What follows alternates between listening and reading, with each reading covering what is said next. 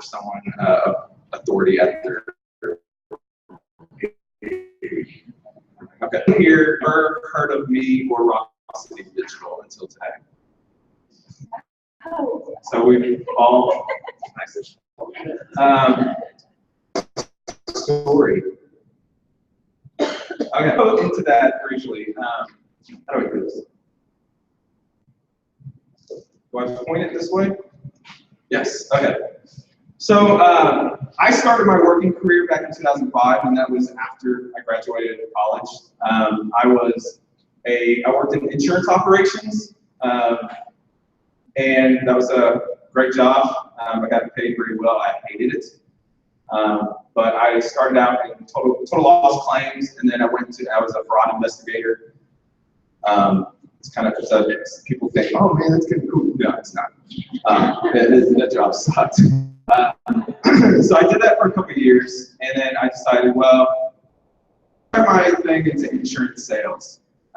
And yeah, I did not like that either. I have major respect for people that do insurance sales because I think that takes a certain personality to do that, and I just don't have that.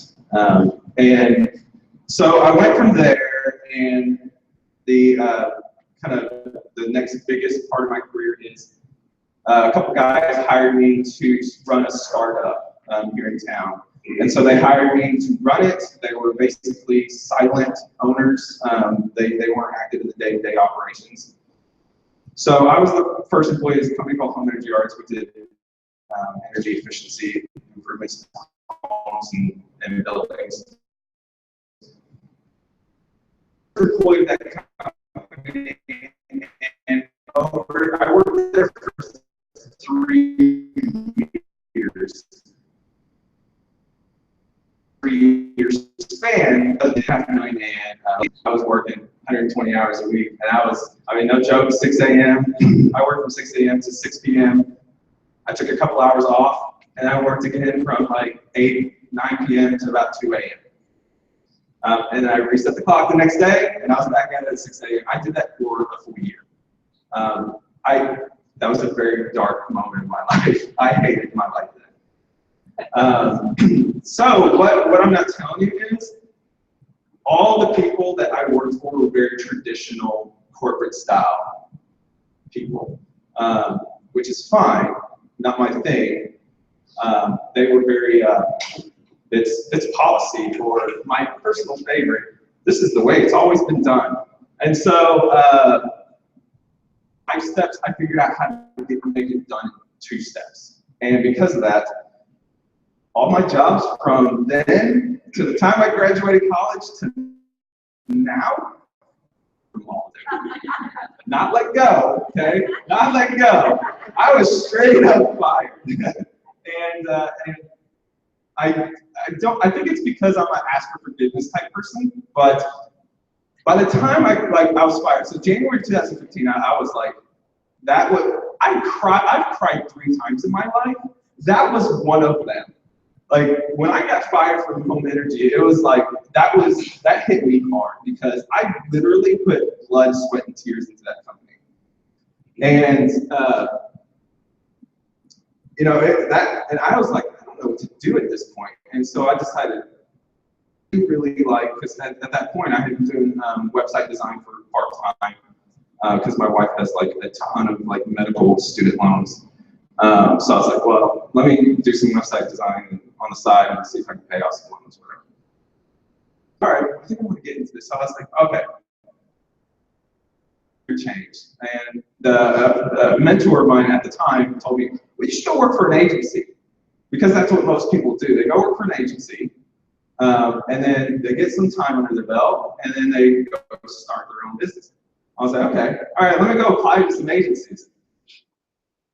I was probably the worst applicant any company can get on paper with my resume. I mean, my degree had absolutely nothing to do with that.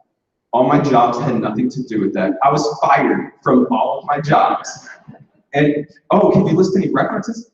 Well, none of my previous bosses are on there because I got fired from all of them. So, no, you cannot call them, because that is a question.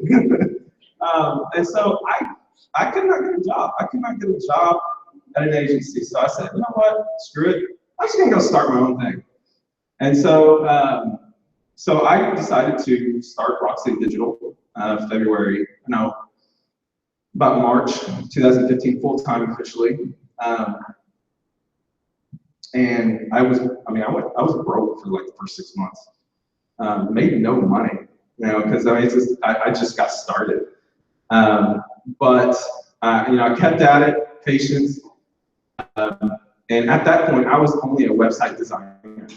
And I did some consulting for like social media marketing, but that's all I did. I did not do any kind of project work or anything. I just consulted and I charged a fee for it. But for the most part, for projects, I was a website designer. But in 2016, last year, I decided to change up our business model and brought on Kate, where is she? Yeah, so she's my business partner now, and we completely changed the business model. So this presentation is basically going to be the things that we really incorporated because last year is when we exponentially grew. In 2015, I was just kind of like, I was broke and I was kind of having fun at the same time. But yeah, so I'm gonna go in. Okay, so the boring financial stuff. Well, let me just get into. I'll just mention real quick what we do. So for those of you that don't know, we do the boring answers. We do website design. We do digital marketing, social media, search marketing. The real answer, I think, is we're really, really good at finding. Most people think of us as a social media agency.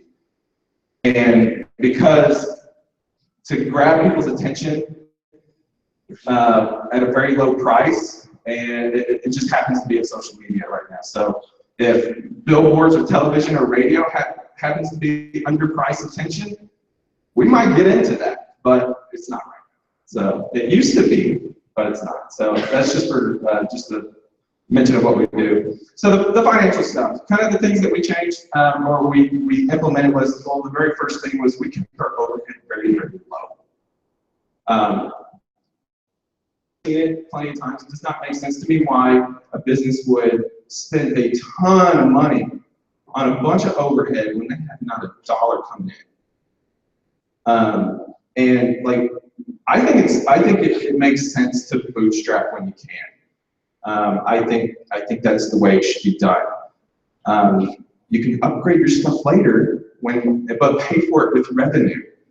So that's what we did. We kept our overhead very, very low. I mean, we're here in this co-working space, and we're very, very fortunate this place is here because a membership here does not cost a lot, and it's perfect for us right now.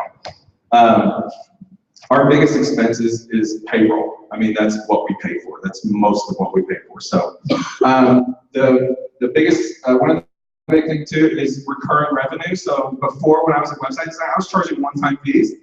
So here's the problem I have is a never-ending cycle.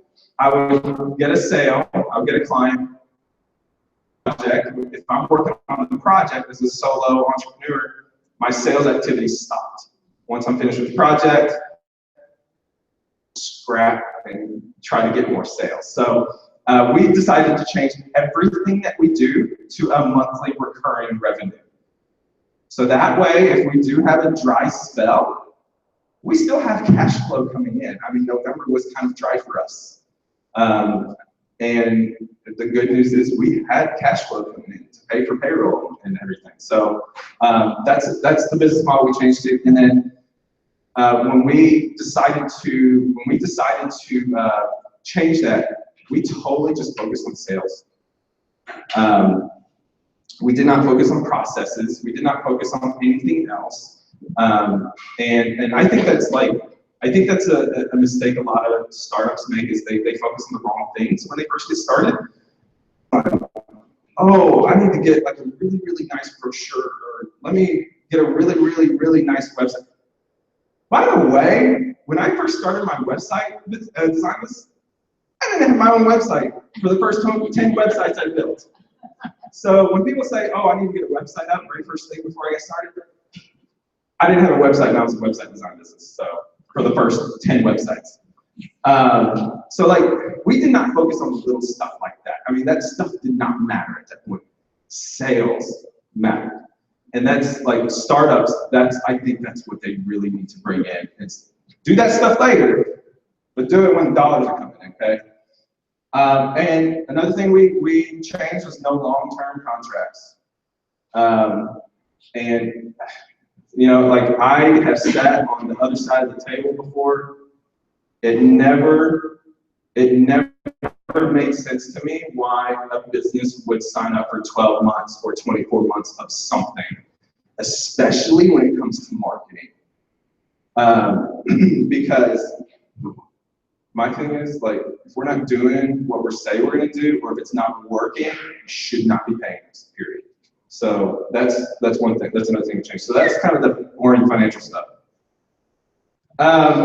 So I suck at that's actually incorrect. I suck at 99.9% of things in this world. And so I quickly recognized that. So things that I was doing is like accounting, bookkeeping. Grace, my accountant's here, raise your hand. She's awesome. So like things like that, I know how to do it. That's not what I'm good at. And it's the same for the rest of my team. It's like we decided to pick our strengths and go all in on that. And like when people say, oh, you should improve your weaknesses, I think that's bullshit, to be honest. I mean, it's like, just outsource that. Focus on what you're really good at. Because I think if you go all in, things are really, really gonna grow, I think. Competition. I get asked all the time, oh, have you seen what so-and-so agencies do, blah, blah, blah, blah, blah, blah. And I said, no, I don't care. I don't care about our competition at all. I don't think any business should care about their competition. The reason is because if you're focusing on them, you're not focusing on your own business. And so we decided to just like not care about that. I like competition. I think it's good that we have other agencies in town. I don't mean any harm to them at all, because like those are people's lives at stake. So like I don't want to run them out of business. But I just don't care what they're doing. We focus on what we feel like should be done best, and we're focused on building taller and not destroying the other buildings. So that's I think that's one of the keys that has really helped us, because our attention is really, really focused. Communication. So you'd be surprised on how many people come to us because it's been 2 weeks or 3 weeks that they're